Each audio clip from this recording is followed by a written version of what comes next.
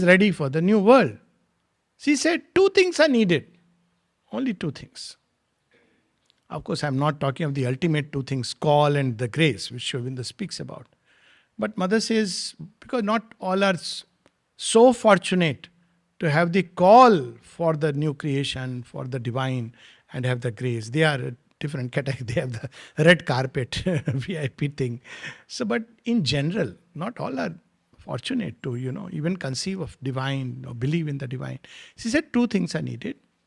One, she says, do not cling. And then she explains. He says, even people who say they do not cling still cling. Old ideas, habits, patterns, everything we cling. And now those things are being broken down. No section of humanity is living isolated from the rest. They are being broken down. When people used to travel from India abroad, so they were told everything you can do, study, everything. Don't come with a Gora mem. Don't marry and come. That's now these things are there. So there are no fixed patterns. All the four types, the Chaturvarna Vyavastha, which had its own meaning, but I am not going into it, is broken now. The divine had put it and he broke the mold. Why? Because now all four have to come in each individual. Each has to be an illumined disciple of truth. Each has to be, as Sri Aurobindo describes it, a prophet, a lover, a king, a warrior of the soul. Each one has to be also a lover who gives in plenty to this creation. And each has to be a Shudra carrying the spirit of service. So all the old patterns have been, these patterns were like in some sections of humanity, certain kind of work was being done. It had its meaning and purpose without a doubt. But it has been broken. You can't revive it. Because all have to now come in each one of us who is moving toward the new creation. So if we cling to the old idea, I am a Brahmin, your child will say, I don't care, Dad, I am not going to have your surname. I actually asked my son, do you want this surname? He said, no way. I said, thank God. So he doesn't have a surname, but you need to have two names. I said, Arya is okay? He said, yeah. Arya is something very special, no? Arya, the true manhood of man. And Yuyutsu. So he became Arya Yuyutsu. There is no Pandey. So I was very happy that, this is new creation, new age. You don't want, of course you need two names, but it need not be surname. This is something new. People are trying to, they are even naming themselves as they grow up. These are steps.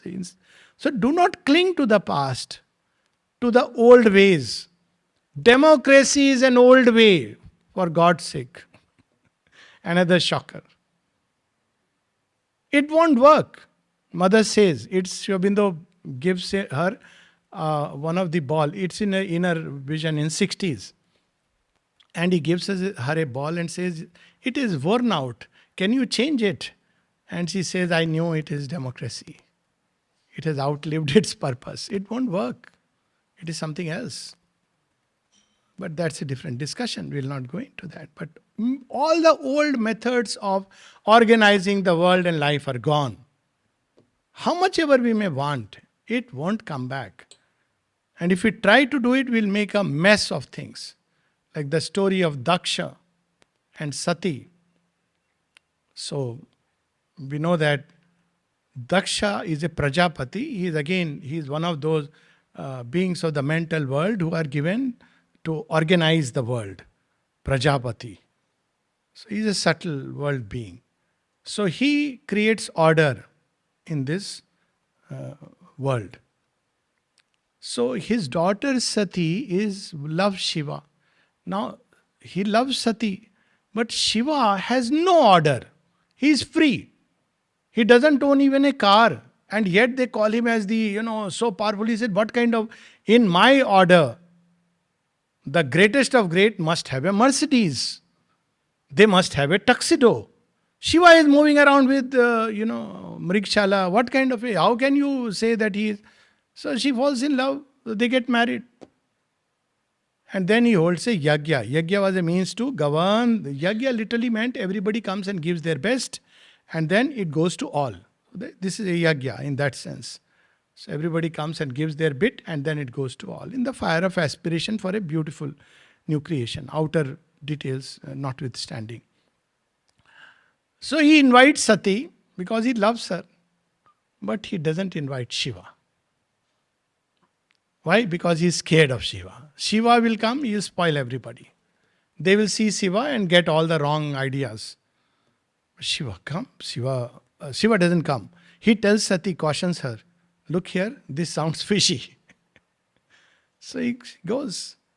And when she goes and she sees her father is insulting Shiva, she can't stand it and she plunges into the fire and she dies. And when she dies, Shiva's enraged, wrath, and one lock of his hair, Veerbhadra, he comes and destroys the entire army of Prajapati, and Prajapati's head is removed.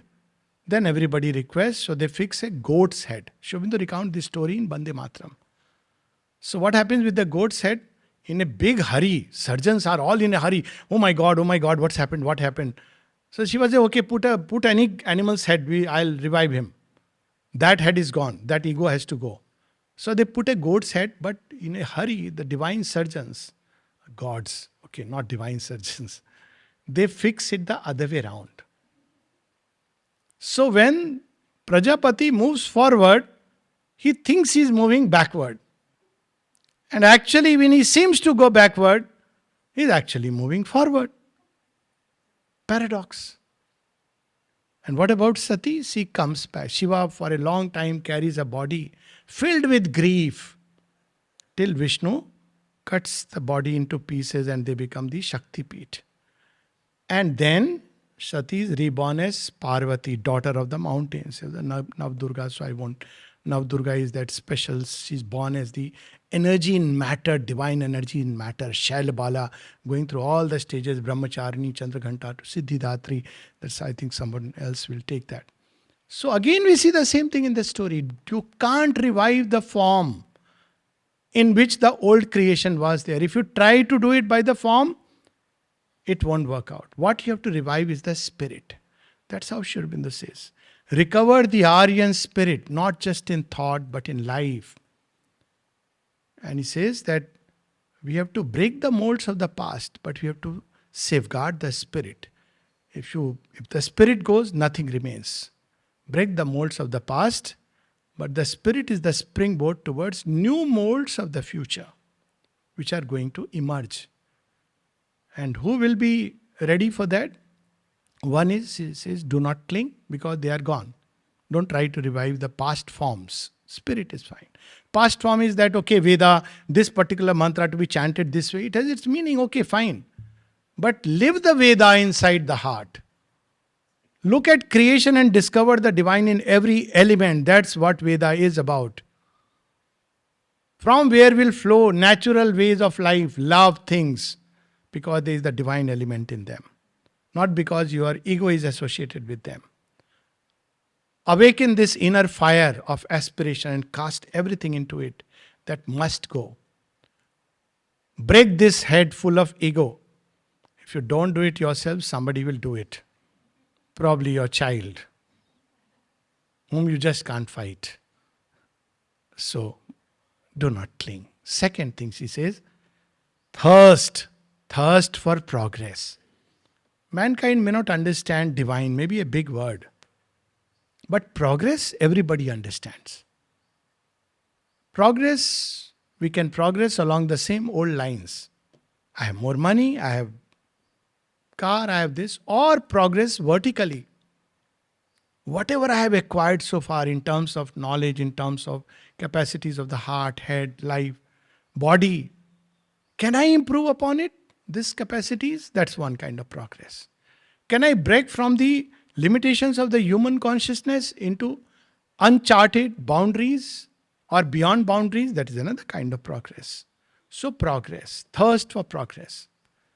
And then she says, if you have these two, then the extravagances of an American youth are a path.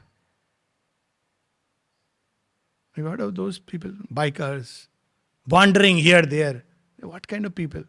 They're looking for something. They don't know. That is a path. Why? Because if you have the fire for progress, we see that in Auroville, unending progress, one of the things. Unending progress, not to be satisfied with anything that I have done it. First of all, nobody does it. The doer is one, but that's yoga. I will not touch upon that. So thirst for progress, that's what is required. So the old civilization is dying and a new is being born. Where is it dying? We can see it all over on the outside.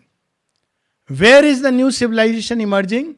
Look into the hearts of human beings, into the children, into their eyes, until we still spoil them with the poison and the milk of old world.